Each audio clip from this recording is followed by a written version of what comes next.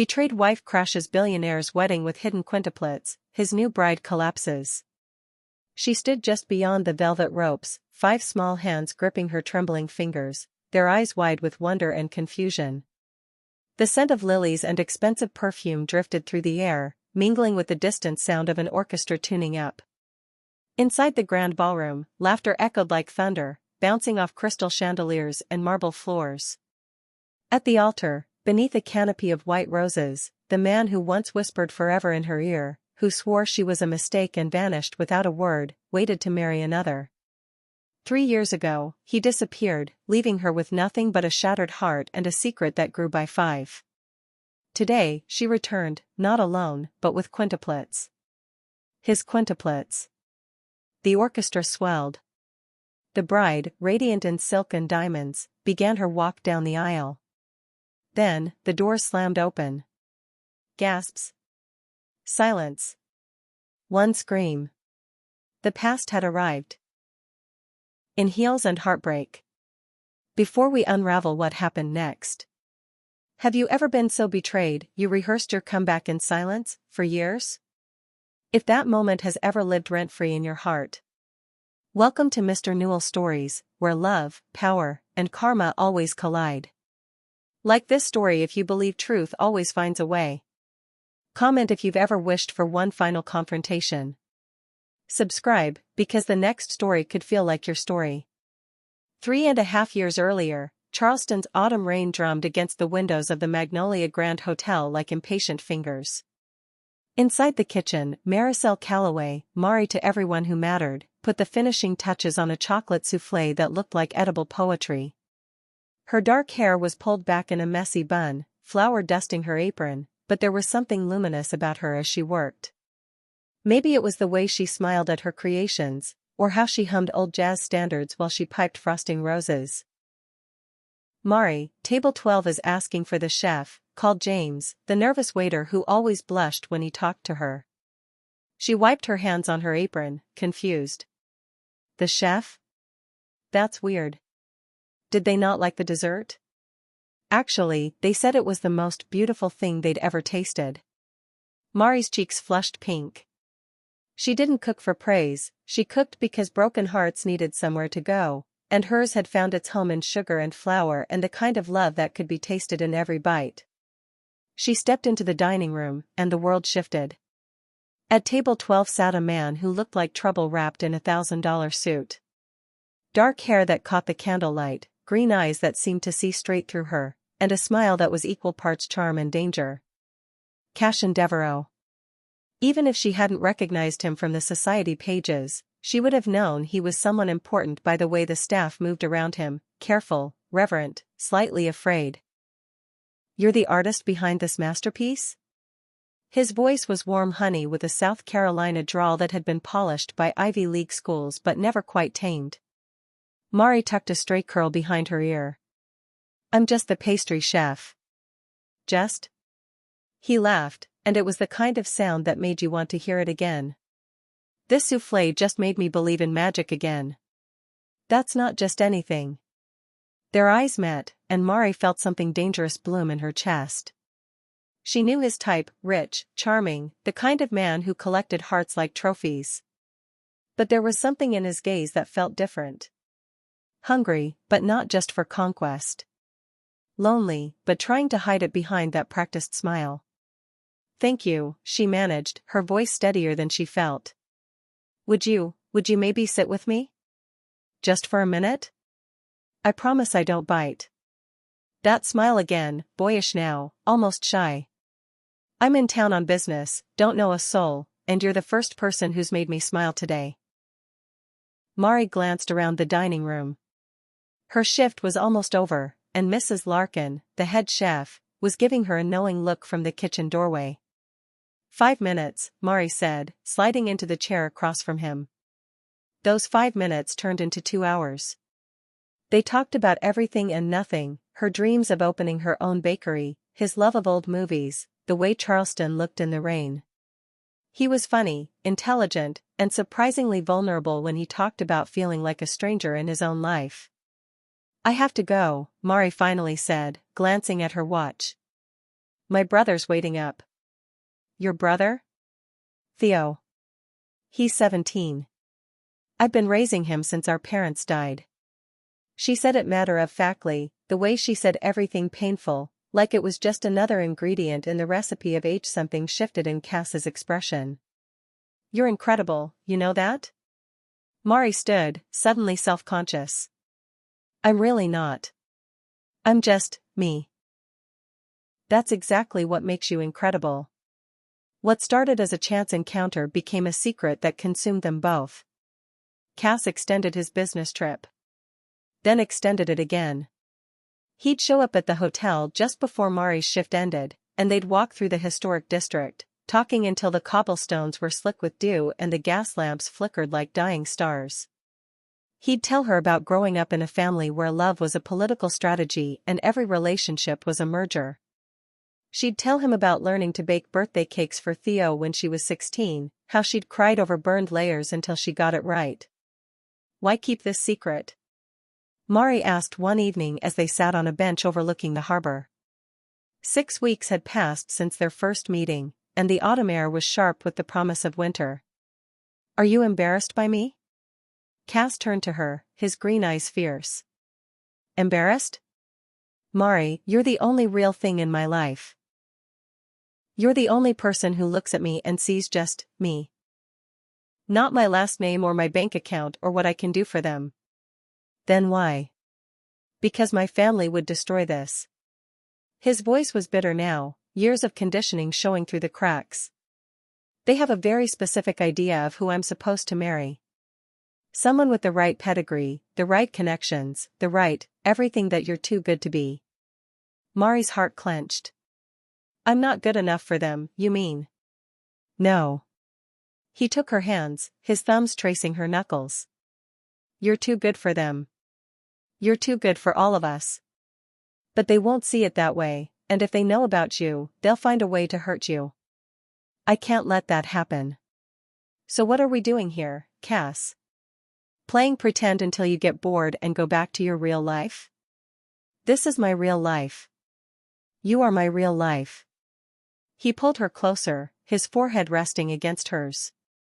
I'm going to figure this out, okay? I'm going to find a way to make this work. I promise. The winter months blurred together in a haze of stolen moments. Cass would sneak away from business dinners to bring Mari coffee during her late shifts.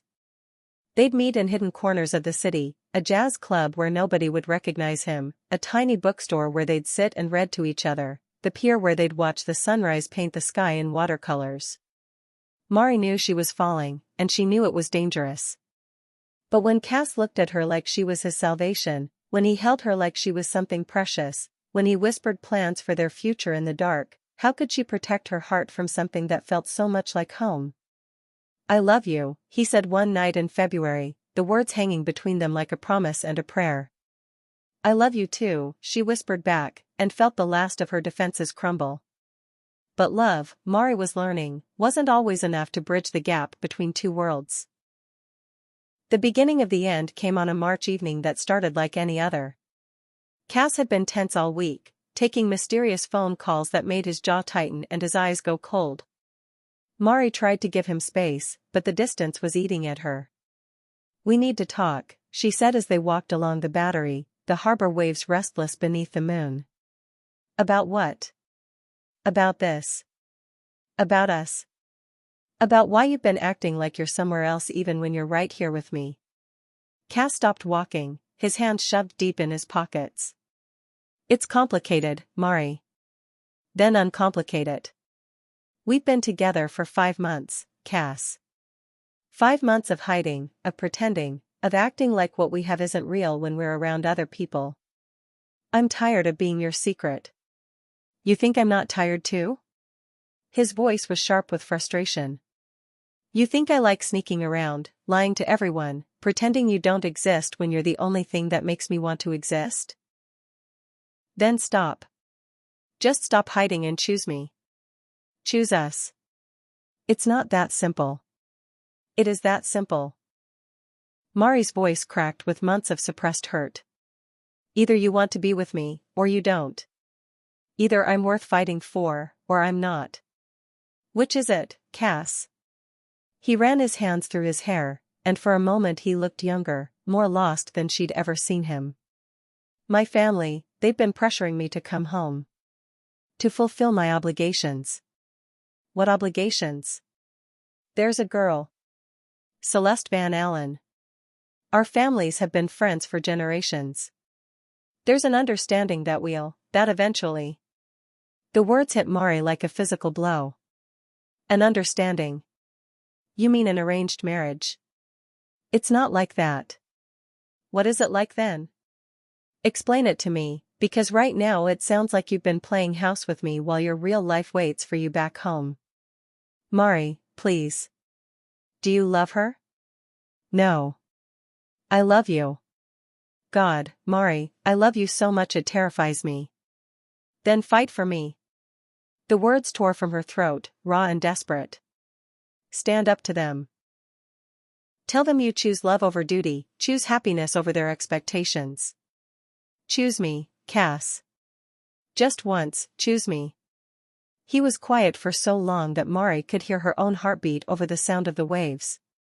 I will, he said finally, his voice so soft she almost missed it. I'll fight for us. I'll make them understand. Promise me. I promise. He pulled her into his arms, holding her so tight it almost hurt. I'll fix this, Mari. I'll find a way to keep you. I swear. That was the last time she saw him. The next morning, her calls went straight to voicemail. By afternoon, his number was disconnected. She went to his hotel, he'd checked out. She asked James, who sometimes served him, if he'd said anything about leaving. Nothing. Cashin Devereaux had vanished from her life as suddenly as he'd entered it, leaving behind only the echo of promises and the taste of goodbye kisses that she hadn't known were goodbye. 2 weeks after Cass disappeared, Mari threw up for the third morning in a row. She stared at herself in the bathroom mirror, her face pale and drawn, dark circles under her eyes that had nothing to do with morning sickness and everything to do with crying herself to sleep. She'd been telling herself it was stress, heartbreak, the flu. But deep down, she knew.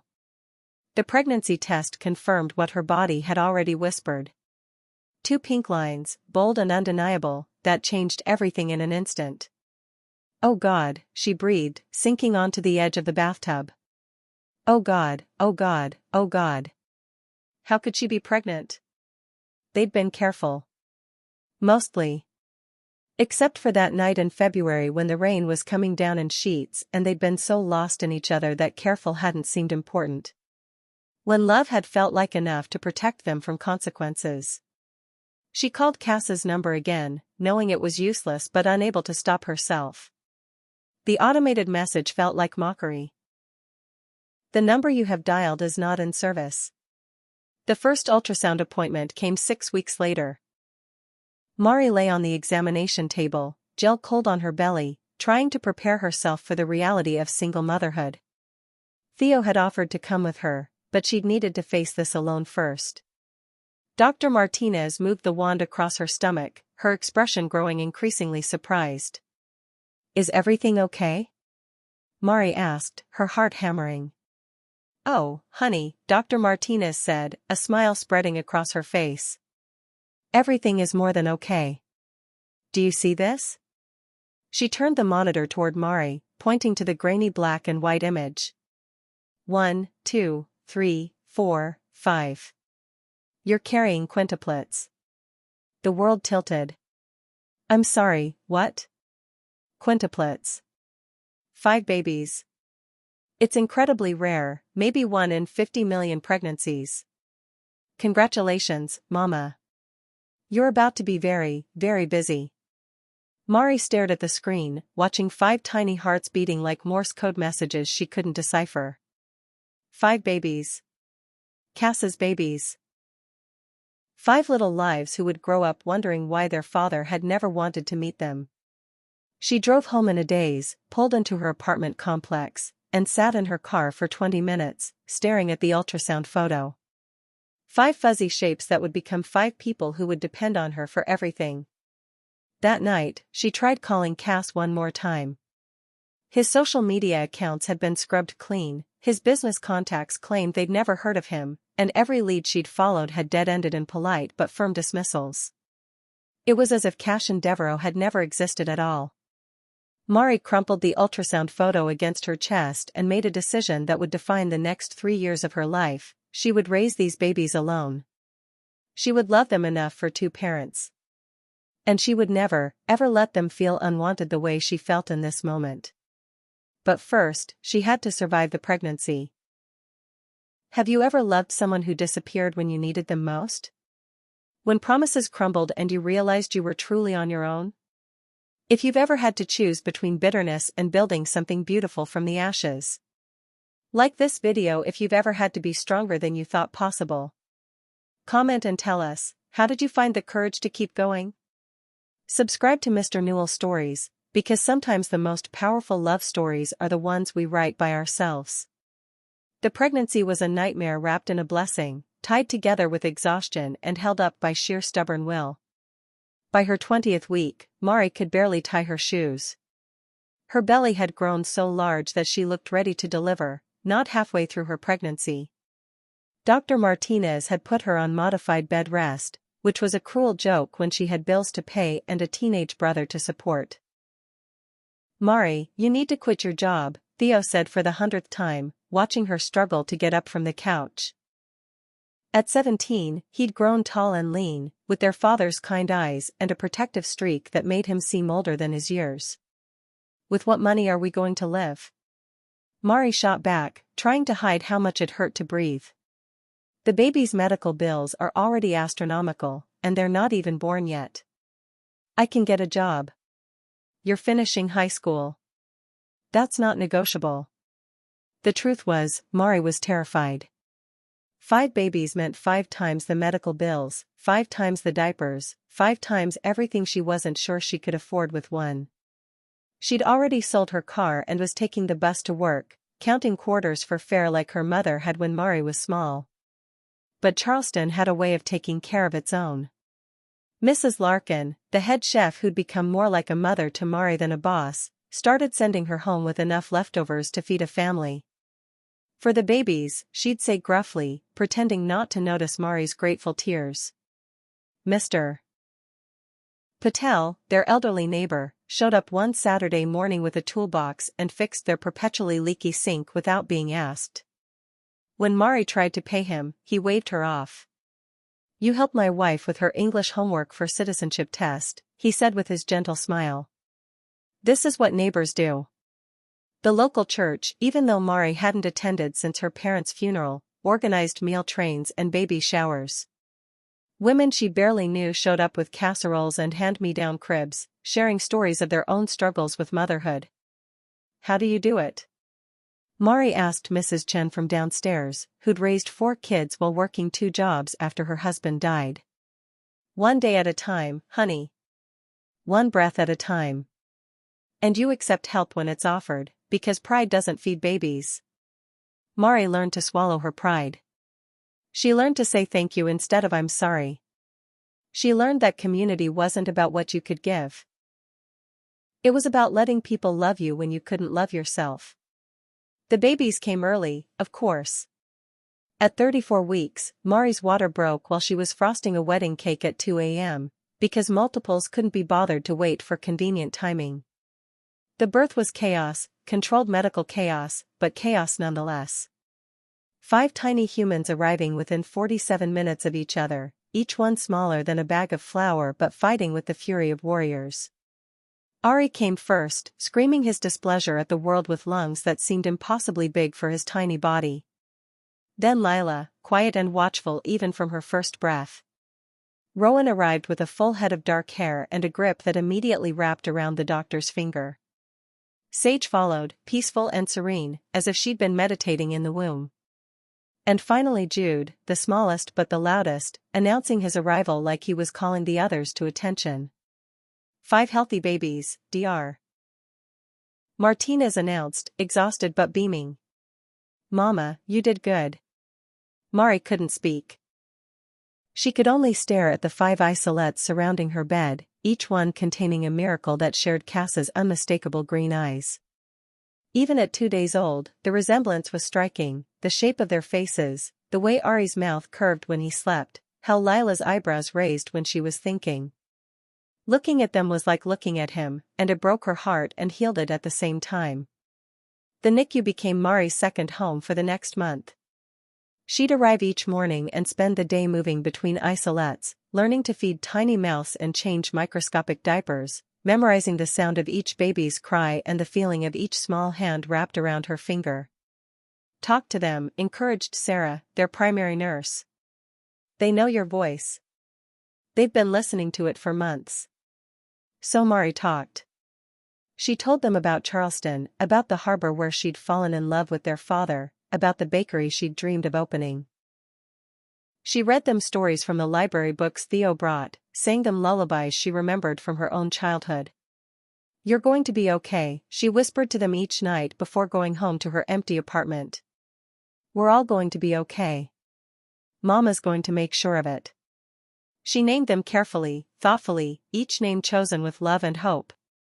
Ari, brave and strong, because he'd been first to face the world. Lila, night beauty, because she'd been born under the stars. Rowan, little red one, for the strawberry birthmark on his shoulder. Sage, wise one, because she seemed to understand everything already. Jude, praised, because each of them was a gift she'd never stop being grateful for. When they finally came home, Mari's apartment felt impossibly small and overwhelmingly quiet at the same time. 5 cribs donated by the church barely fit in the living room. The kitchen counter was lined with formula and bottles and sterilizing equipment. The coffee table was buried under diapers and receiving blankets and tiny clothes in every pastel shade imaginable.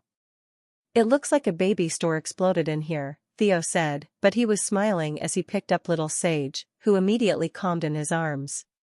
"Uncle Theo's got the magic touch," Mari observed, watching her brother handle the baby with natural ease. "Maybe because I remember when you were this small." Mari's heart clenched. Theo had been only 7 when their parents died, but he'd never complained about the sacrifices Mari had made to keep them together. Now he was 17, practically raised, and she was starting over with 5 new lives to nurture. "I'm sorry," she said quietly. "For what?" "For all of it. For being pregnant, for making things harder, for—" "Mari." Theo's voice was firm. "These babies are the best thing that's happened to us. Look at them. They're perfect. And you're going to be an amazing mom." That night, as 5 babies slept in 5 cribs and Theo did homework at the kitchen table, Mari stood in the doorway and marveled at the life they'd built from nothing but love and determination. It wasn't the life she'd planned, but it was theirs. And it was beautiful. The next 2 years passed in a blur of bottles and diapers, first steps and first words, sleepless nights, and coffee-fueled days. Mari learned to function on 3 hours of sleep. She learned to carry 2 babies while feeding a third and reading to a fourth. She learned to make 1 box of cereal last a week and to find joy in small victories, like all 5 babies sleeping through the night on the same evening, or Ari's first successful attempt at using a spoon, or the way Lila would clap when Mari sang her favorite song. The community that had supported her through the pregnancy became the village that helped raise her children. Mrs. Larkin hired her back part-time with flexible hours, letting her bring the babies to work when she couldn't find childcare. Mr. Patel became the grandfather they'd never known, teaching them Hindi songs and bringing them sweets from the Indian market. The church nursery became their second home on Sundays, staffed by volunteers who treated the quintuplets like celebrities. "Those babies are going to grow up thinking everyone in the world loves them," observed Mrs. Chen one afternoon as they watched all 5 toddlers receive hugs and cookies from various neighbors in the courtyard. "Good," Mari said fiercely. "They should know they're loved. They should never doubt that." But love didn't pay for groceries or medical bills or the 1,000 daily expenses that came with raising 5 children. Mari worked every hour she could, picking up catering gigs and special orders, selling her baked goods at the farmer's market on weekends. She learned to stretch every dollar, to shop sales, to make miracles happen with whatever ingredients she had on hand. The hardest moments came late at night, when the babies were finally asleep and the apartment was quiet.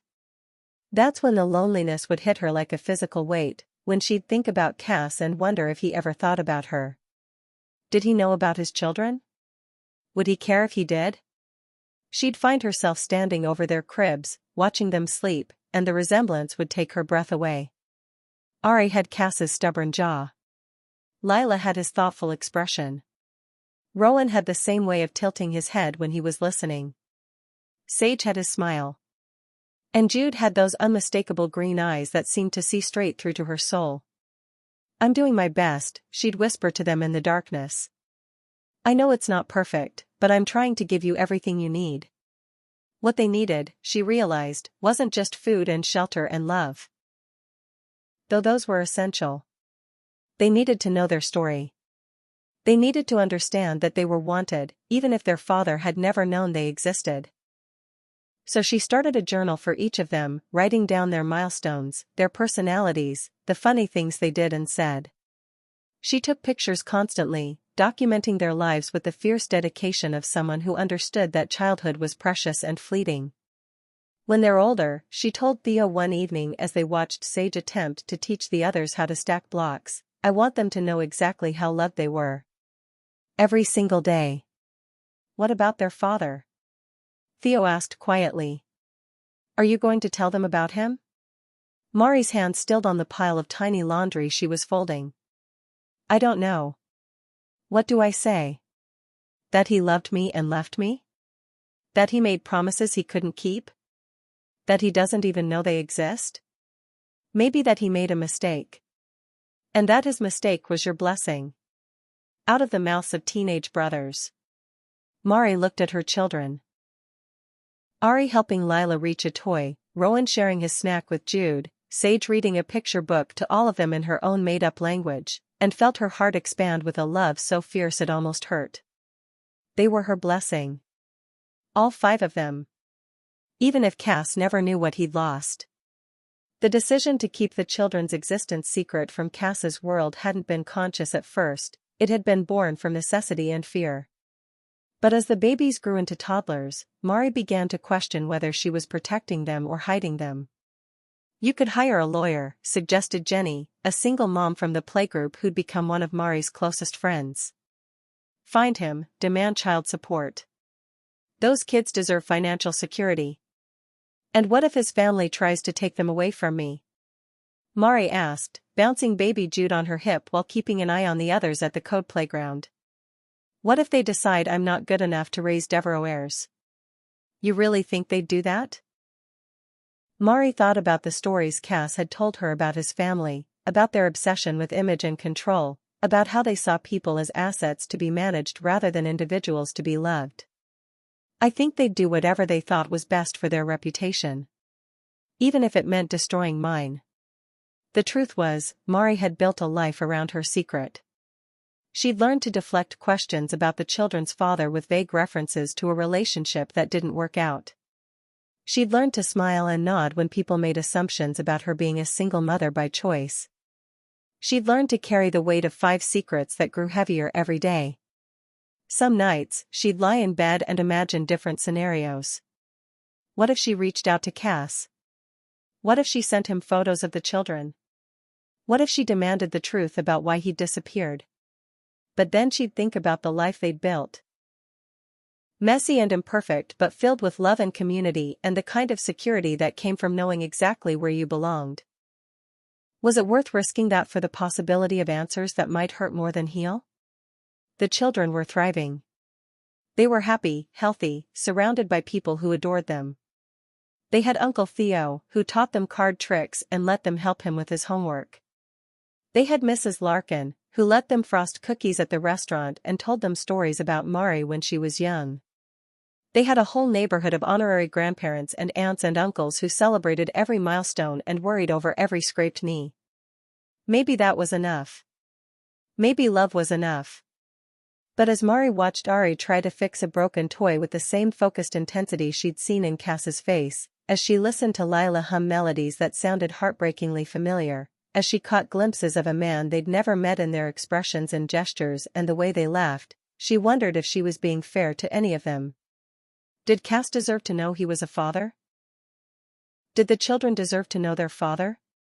Did she deserve to finally get the answers she'd been carrying like stones in her chest for 2 years? She didn't know. But she was beginning to suspect that secrets, no matter how well-intentioned, had a way of demanding to be told. The morning that changed everything started like any other. Mari loaded the van she'd finally been able to afford with a 3-tier wedding cake that had taken her 2 days to perfect, fondant roses so realistic they looked fresh-picked, sugar pearls that caught the light like diamonds, delicate piping that looked like lace. It was her masterpiece, destined for the most exclusive wedding venue in Charleston. The Magnolia Grand Hotel.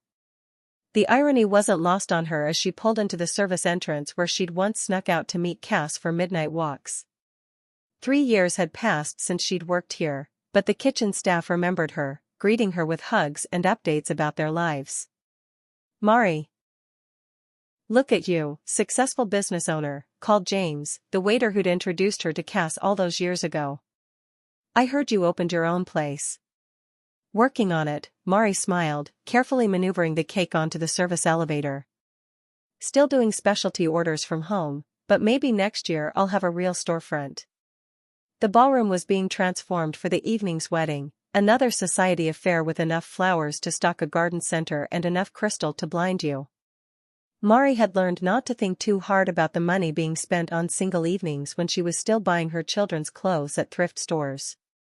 After the cake was safely delivered and photographed, Mari stopped by the hotel's gift shop to buy a magazine for Theo. He was obsessed with technology and had been wanting the latest issue of Wired.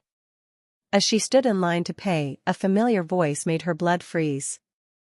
Excuse me, do you have the latest issue of Charleston Society? Mari turned slowly, her heart hammering, but it wasn't Cass. Just a woman with a similar accent, the kind of polished southern drawl that came from generations of private schools and cotillion classes. But the magazine the clerk handed over made Mari's world tilt off its axis. America's most eligible bachelor to wed socialite heiress. And there he was. Cashin Devereaux, looking exactly the same but somehow different, more polished, more distant, like someone had applied a filter to the man she'd known. He was wearing a tuxedo, standing next to a woman who looked like she'd stepped out of a fairy tale. Celeste Van Allen, the headline proclaimed.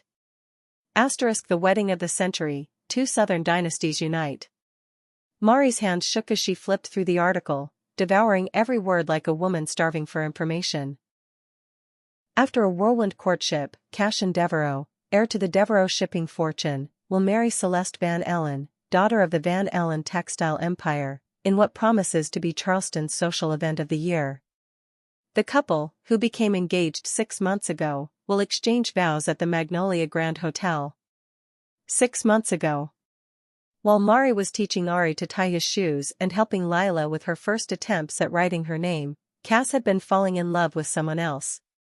Or pretending to, which somehow felt worse. The wedding was scheduled for 2 weeks away.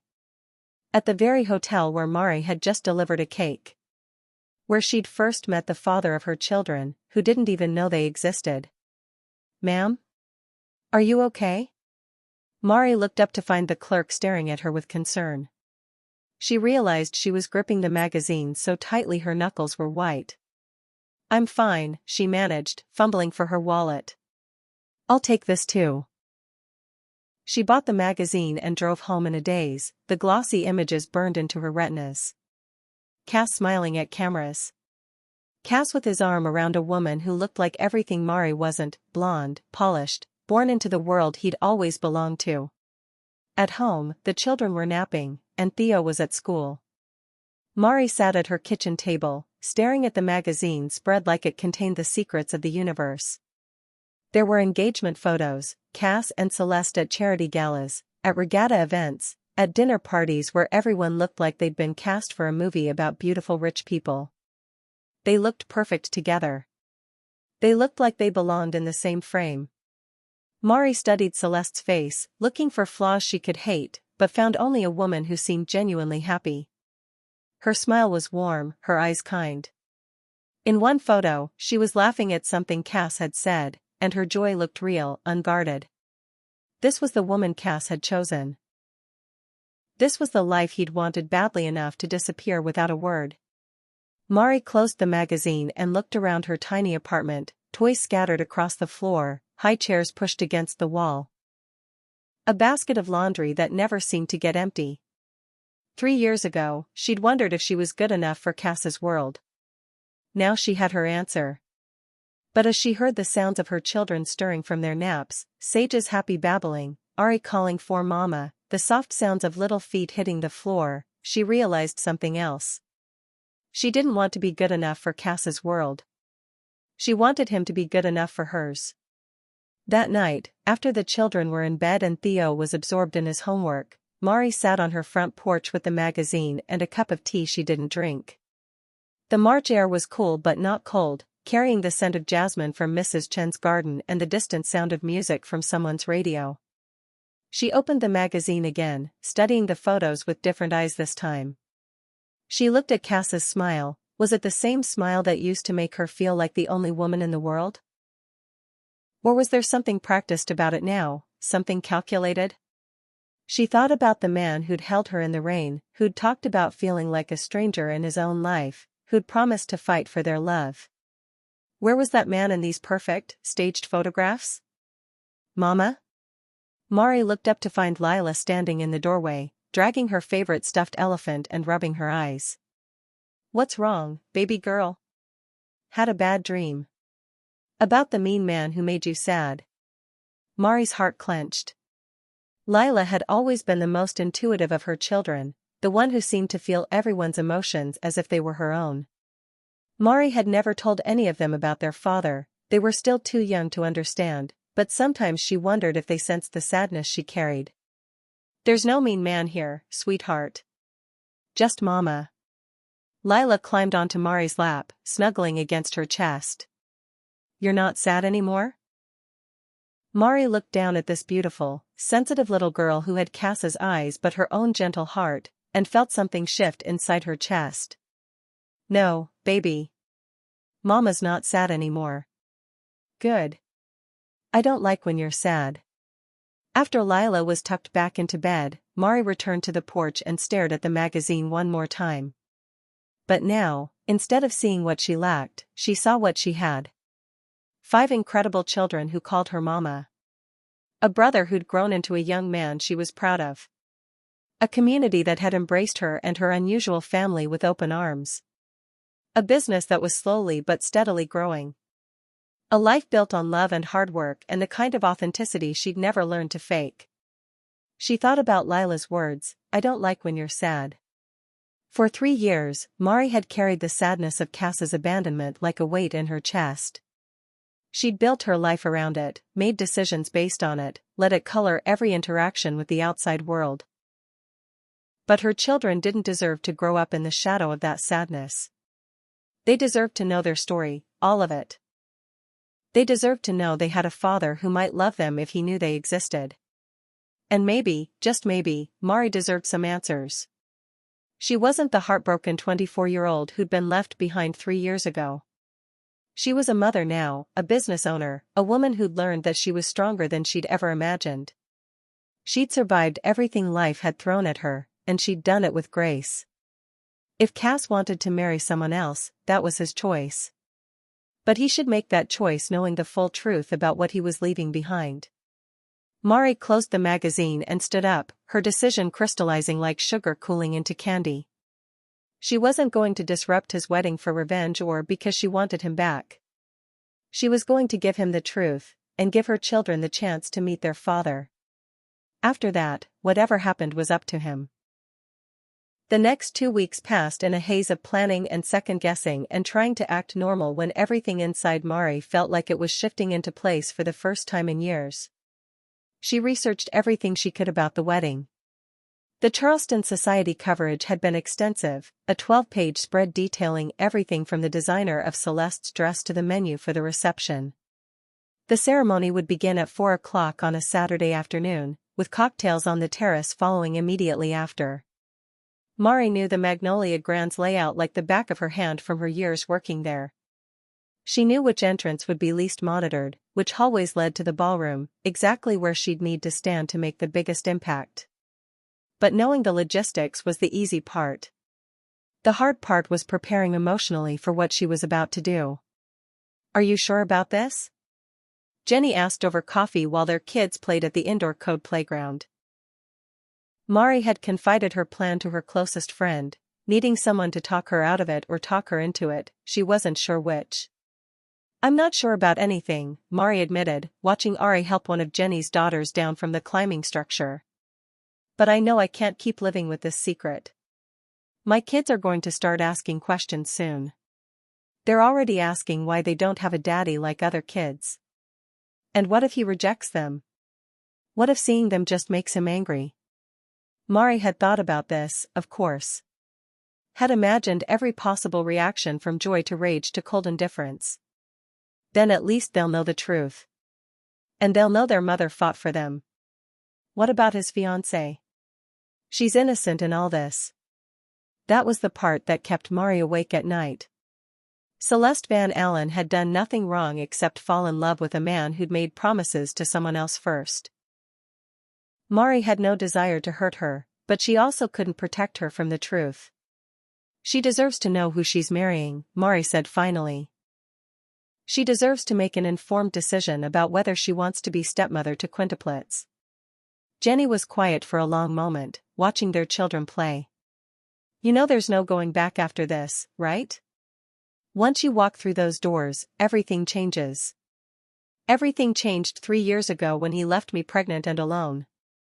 I'm just finally ready to stop pretending it didn't happen." At home, Mari began the delicate process of preparing the children without frightening them. She told them they were going to get dressed up and go somewhere special, that they might meet some new people, that Mama needed them to be on their very best behavior. "Like a party?" Sage asked, her eyes lighting up. "Something like that, baby."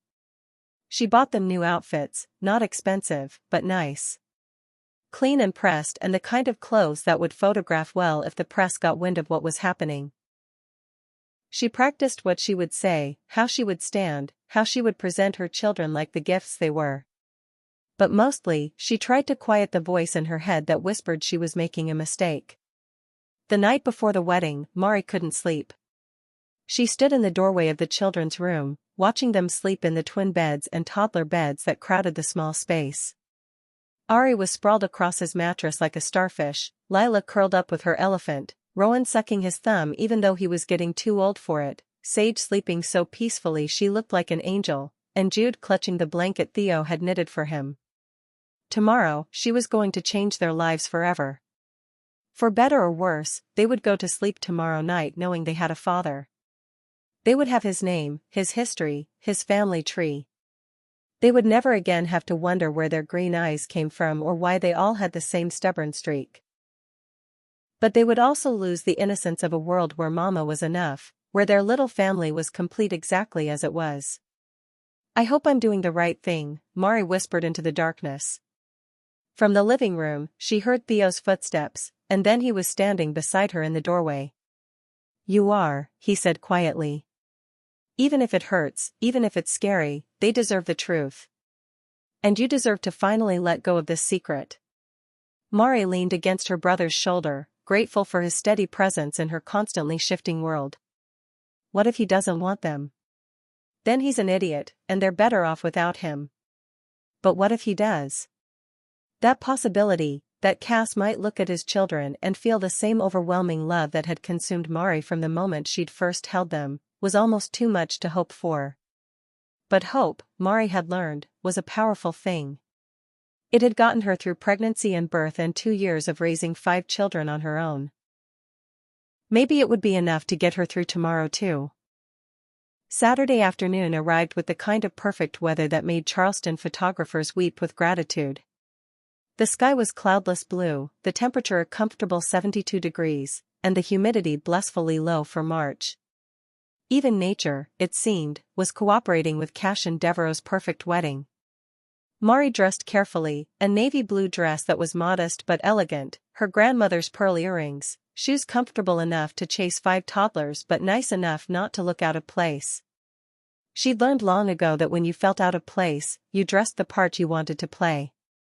Today, she was playing the part of a woman who belonged anywhere her children were welcome. The quintuplets were dressed in coordinated outfits, not matching exactly, but clearly belonging together. Ari wore a tiny navy blazer with khaki pants, looking like a miniature gentleman. Lila was in a soft yellow dress with white tights, her dark curls held back with a ribbon.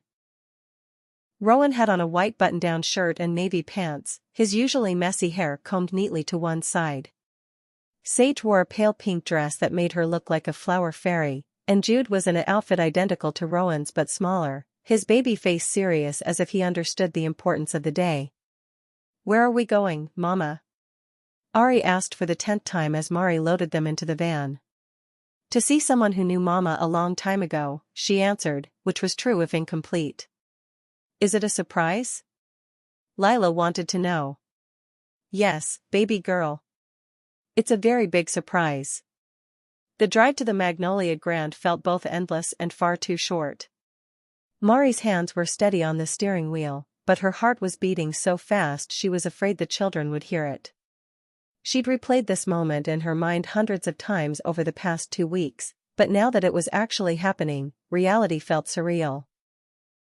She parked in the lot she'd used when she worked at the hotel, far enough away from the main entrance to avoid the early arriving wedding guests but close enough that she wouldn't have to carry 5 tired toddlers too far. "Everyone hold hands," she instructed as they approached the hotel. "Stay close to Mama." The hotel lobby was decorated with white roses and trailing ivy, transformation for the evening's festivities. Mari could hear the sounds of preparation, staff calling instructions to each other, the clink of crystal and china being arranged, the distant sound of musicians rehearsing. She knew exactly where to go. The ballroom was on the 2nd floor, accessible by a grand staircase that made every entrance feel dramatic. Mari had walked those stairs hundreds of times when she worked here, but never with her heart beating quite this hard. "Mama, I have to potty," Jude announced as they reached the 2nd floor. "Of course." Mari found the nearby restroom and helped him, using the few minutes to check her reflection in the mirror and take deep breaths. She looked pale but determined, her children clustered around her like beautiful, innocent weapons. "Okay, babies," she said, kneeling down to their level. "We're going to go into a big room with lots of people. There's going to be music and flowers and maybe some people will want to talk to you. Remember your manners, okay? Say please and thank you, and stay close to Mama." "Are we in trouble?" Rowan asked, picking up on her nervous energy. "No, sweetheart. We're not in trouble. We're just visiting." The ballroom doors were closed, but Mari could hear the ceremony beginning. The string quartet was playing something classical and beautiful, and there was that particular hush that fell over a crowd witnessing something sacred. Mari positioned herself and the children just outside the doors, waiting for the right moment. She'd timed this perfectly, the bride would be making her entrance any minute now, all eyes focused on her walk down the aisle. That's when Mari would make her own entrance, when the shock would be complete and undeniable. She heard the music change, the traditional wedding march beginning, and knew Celeste was starting her walk. Mari counted to 30, giving the bride time to reach the middle of the aisle, giving the guests time to settle into the rhythm of the ceremony. Then she pushed open the ballroom doors.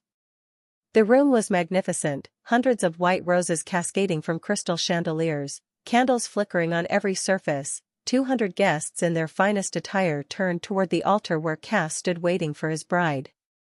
For a moment, no one noticed the woman and 5 children who had just entered. All eyes were on Celeste, radiant in silk and diamonds, her veil trailing behind her like a waterfall of lace. Then someone gasped. Then someone else turned. Then the whispers started, spreading through the crowd like wildfire as guests began to register what they were seeing. A woman who clearly didn't belong, with 5 small children who looked remarkably similar. 5 children who, to anyone who knew the Devereaux family, bore an unmistakable resemblance to the groom. Mari began walking down the aisle, her children's hands in hers, their steps small but determined. She kept her eyes fixed on Cass, watching as recognition dawned on his face, as the color drained from his cheeks, as he gripped the altar for support. The bride had stopped walking, confused by the murmur running through the crowd. She turned to see what was happening and froze, her bouquet trembling in her hands.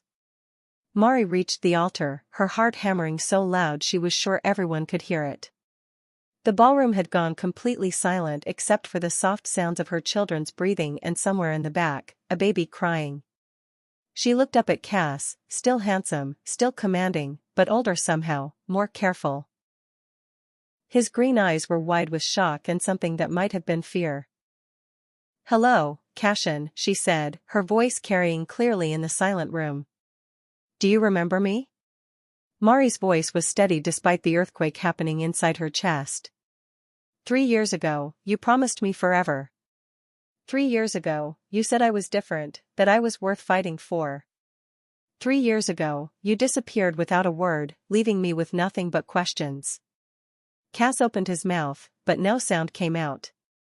Behind him, the wedding party looked frozen, unsure whether to intervene or flee.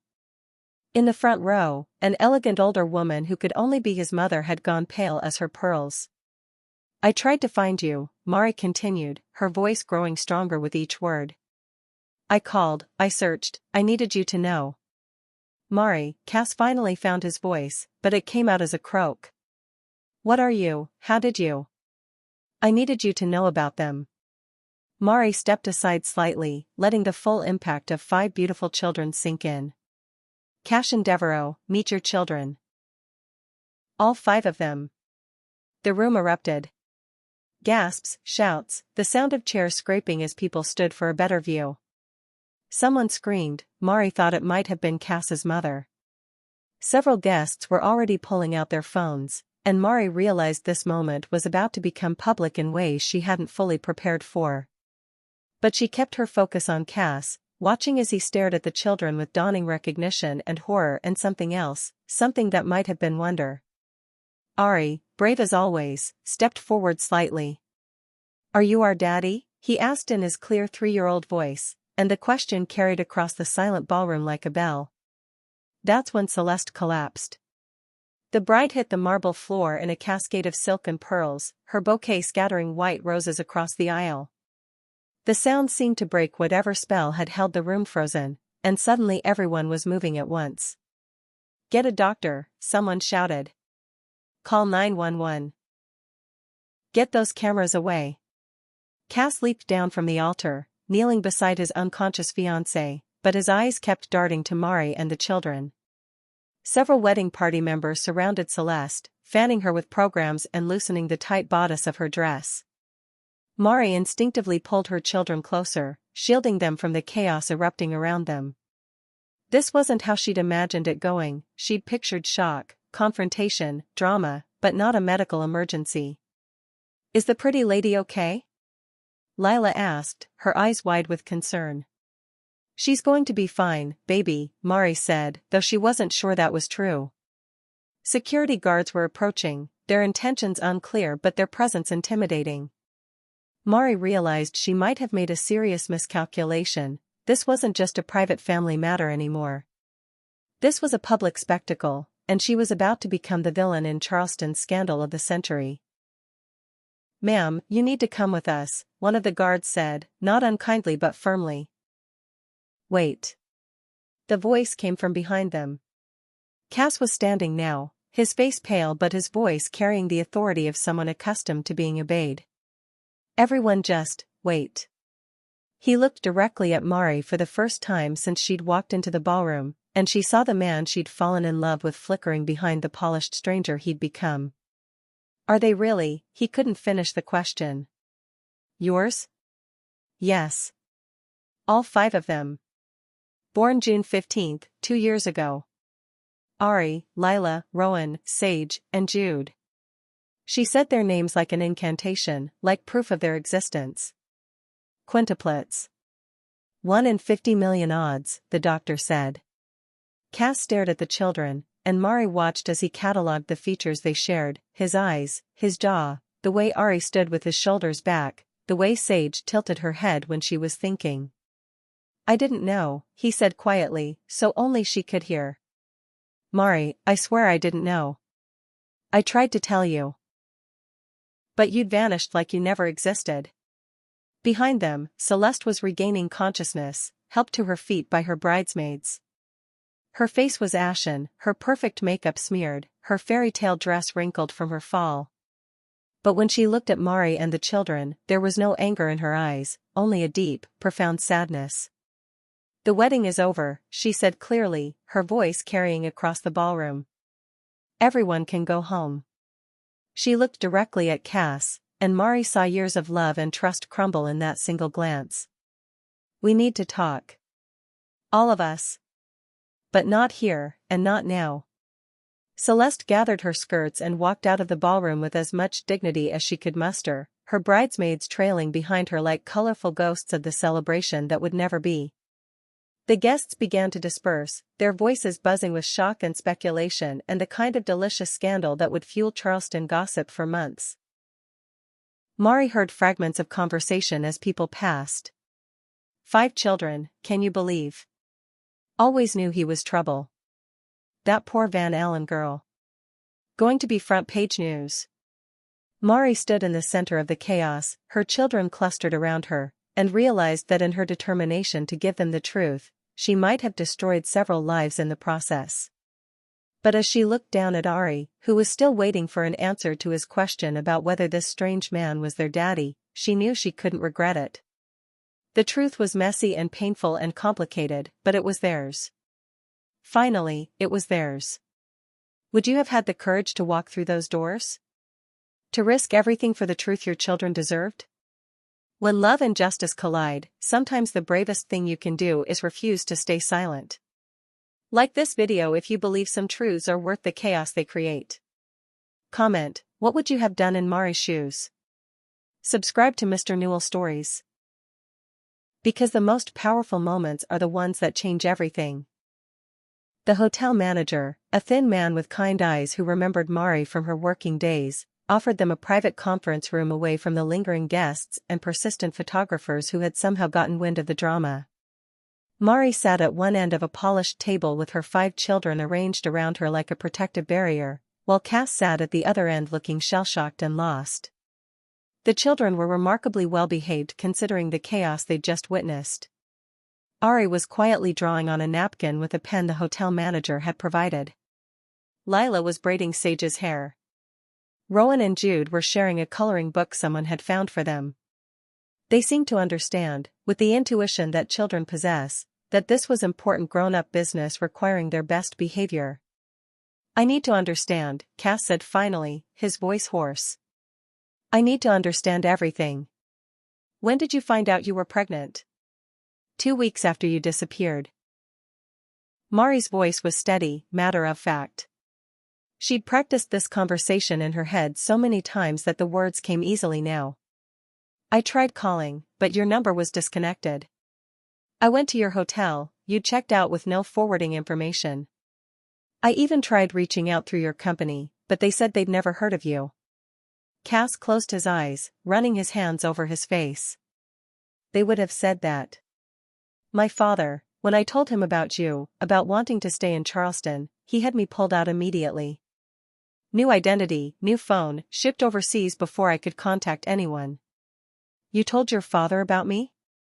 "I told him I was in love with someone he wouldn't approve of. That I wanted to find a way to make it work." Cass looked up, his green eyes, the same eyes that looked back at him from 5 small faces, filled with regret. "He said if I was serious about this girl, I should be prepared to lose everything. My inheritance, my family, my entire future. He gave me a choice, come home and marry Celeste like we'd always planned, or be disowned and try to build a life with nothing." Mari felt something cold settle in her stomach. "And you chose your inheritance." "I chose to think about it. I asked for time, for a chance to figure out a way to have both. But while I was thinking, he acted. I woke up the next morning to find my accounts frozen, my phone disconnected, and 2 security guards waiting to escort me to a plane. By the time I was able to get back to Charleston 3 months later, you were gone." "Gone?" "You'd moved out of your apartment. Mrs. Larkin at the hotel said you'd left town for a new job.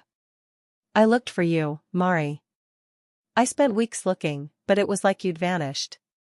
Mari stared at him, pieces of a puzzle clicking together in ways that created a picture she didn't want to see. I never left town. I moved apartments, but I never left Charleston. Then Mrs. Larkin lied to me. Or. Cass's face went pale. Or my father had her lie to me.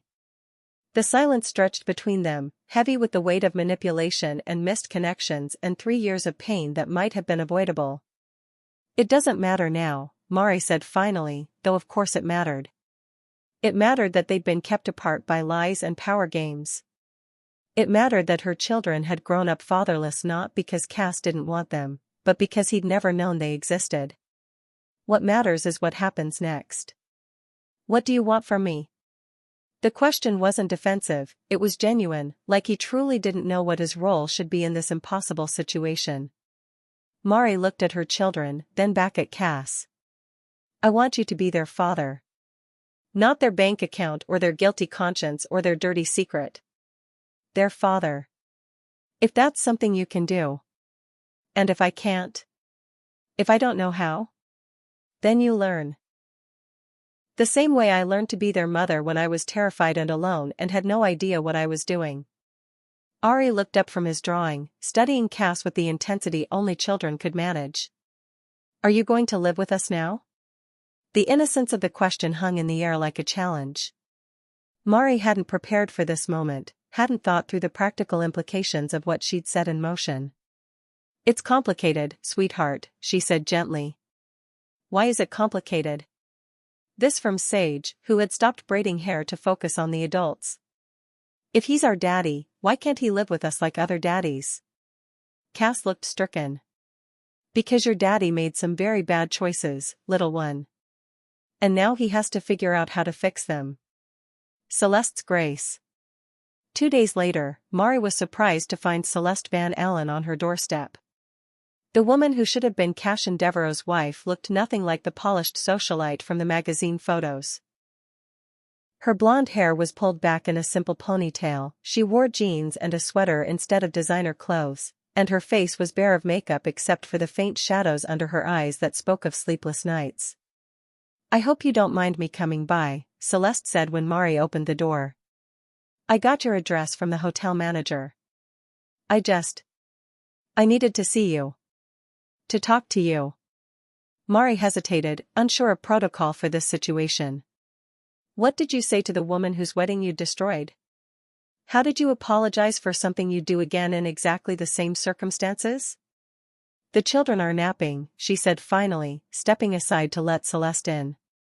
We can talk quietly. Celeste looked around the small apartment with curious eyes, taking in the organized chaos of life with quintuplets, toys sorted into bins, high chairs stacked in a corner, children's artwork covering the refrigerator like colorful wallpaper. They're beautiful, she said, studying the photos Mari had hung throughout the living room. They look just like him.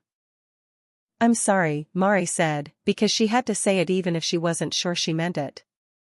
I'm sorry about your wedding, about the way I handled this. You didn't deserve to be humiliated like that. Celeste was quiet for a long moment, then laughed, a sound with no humor in it. You know what's funny? I've been engaged to Cass for 8 months, but I never once felt like I truly knew him. There was always something distant about him. Like part of him was somewhere else. She picked up a photo of the children at the beach, their faces sandy and grinning. Now I know where that part of him was. He was here, with you and them, even if he didn't know it. Celeste. I'm not angry with you, Celeste interrupted. I should be, but I'm not. You did what any mother would do. You fought for your children. And maybe you saved me from marrying someone who could never love me the way he loved you. Mari sank onto the couch, overwhelmed by this woman's grace. I never meant for any of this to hurt you. I know. And I came here to tell you that I'm not going to make this harder than it has to be. Cass and I are over, that much is clear. But those children deserve to have their father in their lives, And they deserve to have it happen without a war between the adults who are supposed to protect them. What does that mean? Celeste sat across from her, leaning forward earnestly. It means I'm going to help however I can. I have resources, connections, influence that could make the legal aspects of this easier. I know lawyers who can handle paternity and custody without turning it into a media circus. I know people who owe me favors, who can help keep this out of the gossip columns while your family figures out what comes next. Mari stared at her, confused by such unexpected kindness. Why would you do that? Because I loved Cass enough to want to marry him. And if I loved him, then I have to want what's best for him. Even if what's best for him isn't me. Celeste's voice wavered slightly, the only sign of the pain she was carrying. Those children are what's best for him. They're his chance to be the man he always wanted to be instead of the man his family expected him to be. And what about you? What do you want? Celeste smiled, and for the first time since she'd arrived, it reached her eyes. I want to not be defined by who I almost married. I want to figure out who I am when I'm not being groomed to be the perfect wife for someone else's son. Maybe this is my chance to do that. When she left an hour later, Mari felt like she'd gained something unexpected, not quite a friend, but an ally. Someone who understood the complexity of loving Cash and Devereaux and the courage it took to choose yourself instead. The paternity test was a formality. One look at the children would have convinced any judge of biological relationship, but it made everything legal and official. Cash and Devereaux was the father of Quintuplets. The Charleston family courts had never seen anything quite like it. Mari hired the lawyer Celeste had recommended, a sharp woman named Patricia Chen who specialized in complex family law and had a reputation for protecting children's interests above all else. The Devereaux family hired a team of attorneys who seemed more concerned with damage control than child welfare. They want to offer you a settlement, Patricia told Mari during one of their meetings. A significant one. 7 figures. In exchange for what? Your silence. Private tutors for the children instead of public school, a non-disclosure agreement, minimal public contact between Cass and the kids. Mari felt familiar anger bloom in her chest. They want to pay me to make this go away. That's the gist of it. And if I refuse? Then we go to court, establish formal custody and support arrangements, and they have to accept that their grandchildren exist whether they like it or not. The decision was easy.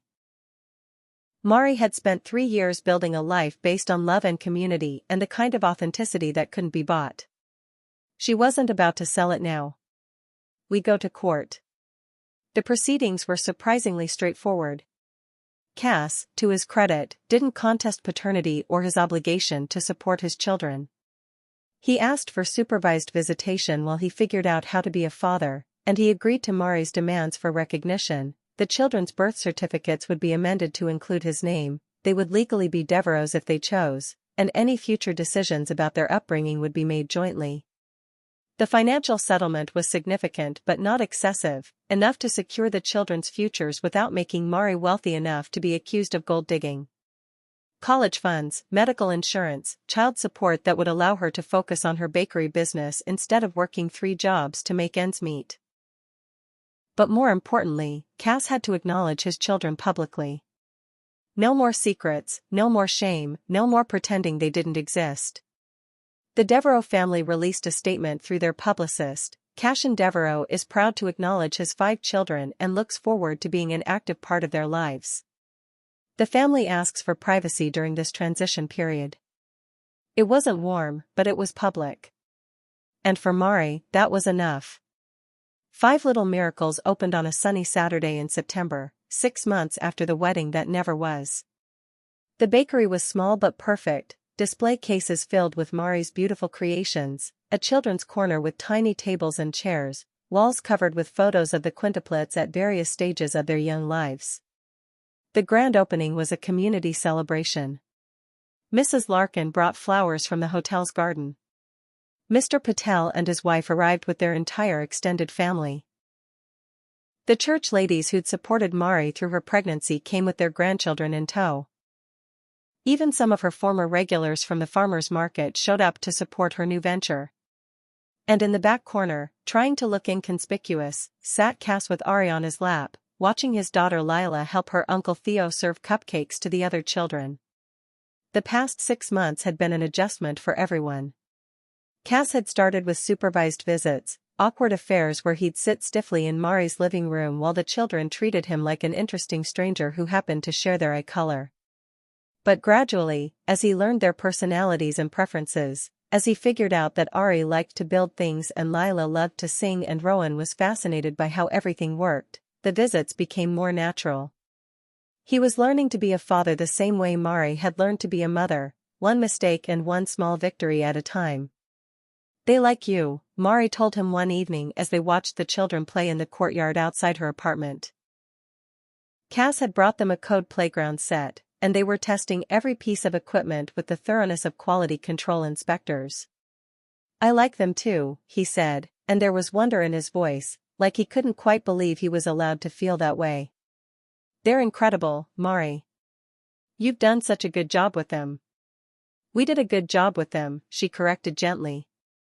"Even when you weren't here, they were still half yours."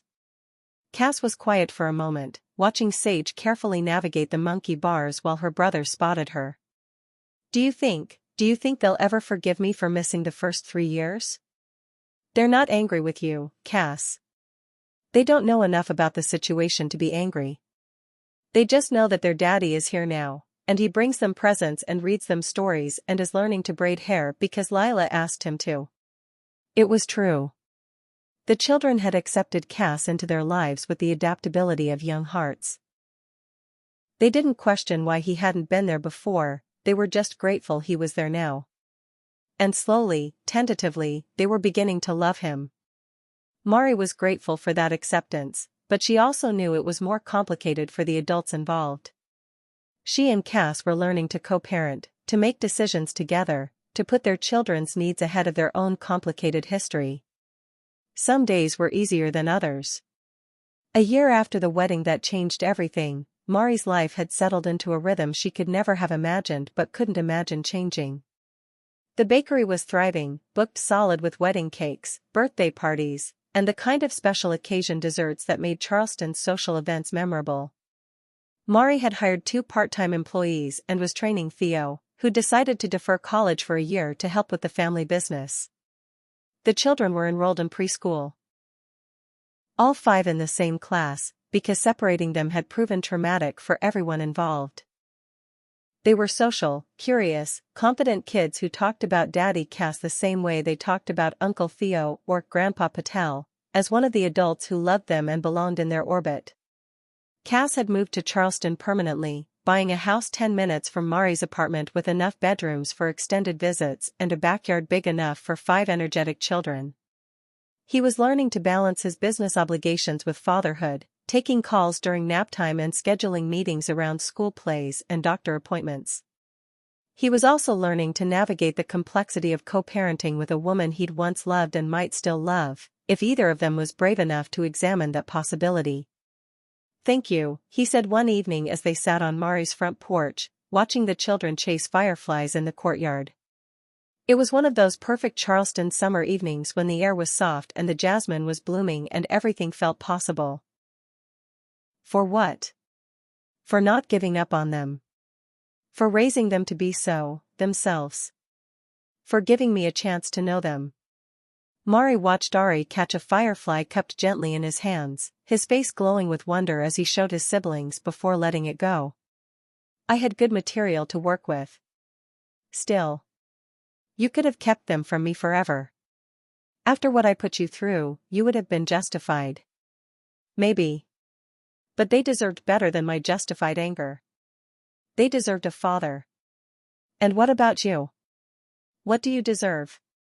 It was a dangerous question, loaded with history and possibility and the kind of hope that Mari had learned to handle carefully. She looked at Cass, older now, gentler, changed by fatherhood in ways that made him more himself instead of less, and felt that familiar flutter of attraction mixed with caution. "I deserve peace," she said finally. "I deserve to know that my children are loved and safe and happy. Everything else is complicated. Everything about us has always been complicated. Yes. But we're not just us anymore. We're parents. And that has to come first. Cass nodded, understanding passing between them like a shared secret. They might never find their way back to each other as lovers, but they'd found something else: partnership, respect, the kind of love that put children's needs above adult desires. And maybe, Mari thought as she watched her 5 beautiful, complicated miracles paint the night with laughter, that was enough. Maybe love didn't always look like fairy tales. Maybe sometimes it looked like 2 people who'd hurt each other learning to build something better from the broken pieces. Maybe sometimes the most powerful love stories were the ones that chose healing over happily ever after. 3 years ago, Maricel Calloway thought her story ended when the man she loved disappeared without a word. She thought heartbreak was the final chapter, that betrayal was the period at the end of her sentence. She was wrong. Heartbreak wasn't the end, it was the beginning. It was the moment she learned that she was stronger than she'd ever imagined, braver than she'd ever been asked to be, and capable of love that could survive abandonment and grow into something even more powerful. Mari's story teaches us that sometimes the greatest act of love isn't holding on, it's letting go of the pain that's holding you back. It's choosing to believe that truth is always better than secrets, even when truth is messy and complicated and doesn't resolve into neat, happy endings. She learned that family isn't just about blood or marriage certificates or traditional structures. It's about showing up. It's about choosing each other, day after day, even when it's hard. Especially when it's hard. Mari's children grew up knowing they were wanted, not because their father had planned them, but because their mother had chosen them every single day of their lives. They learned that love isn't about perfect circumstances. It's about imperfect people doing their best to take care of each other. And Mari learned that sometimes the most powerful comeback isn't revenge. It's walking into the room where you once felt small and standing tall with the life you built from the ashes of what you thought you wanted. Your story isn't over. No matter what betrayal you've survived, what heartbreak you've endured, what secrets you're carrying, your story isn't over. Sometimes the past comes crashing back, demanding to be acknowledged. Sometimes the people who hurt us get a second chance to do better. Sometimes the courage to face the truth changes everything in ways we never expected. But the most important lesson from Mari's story isn't about forgiveness or confrontation or even justice. It's about this: you are not defined by what happens to you. You are defined by what you do next. Mari could have spent the rest of her life bitter about Cass's abandonment. She could have let that pain poison her children's lives, turn her into someone smaller and meaner than she was meant to be. Instead, she chose to build something beautiful. She chose to love fiercely and protect fearlessly and show up for her children in ways that taught them they were worthy of that kind of devotion. She chose to believe that even when love doesn't look like the fairy tale, it can still change the world. If you've ever been left behind, if you've ever had to choose between bitterness and building something beautiful, if you've ever wondered whether truth is worth the chaos it creates, Mari's story is for you. Your comeback doesn't have to be perfect. It doesn't have to be revenge. It just has to be true.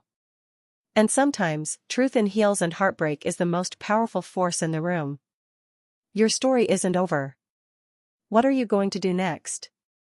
Like this video if you believe that sometimes the greatest act of love is refusing to let betrayal define you. Comment and share your own story. When did you choose building over bitterness? When did you find the courage to face your truth? Subscribe to Mr. Nuel Stories because life is complicated, love is messy, and the most powerful stories are the ones that remind us we're all just trying to figure it out as we go. Share this story if you know someone who needs to hear that their comeback is still being written.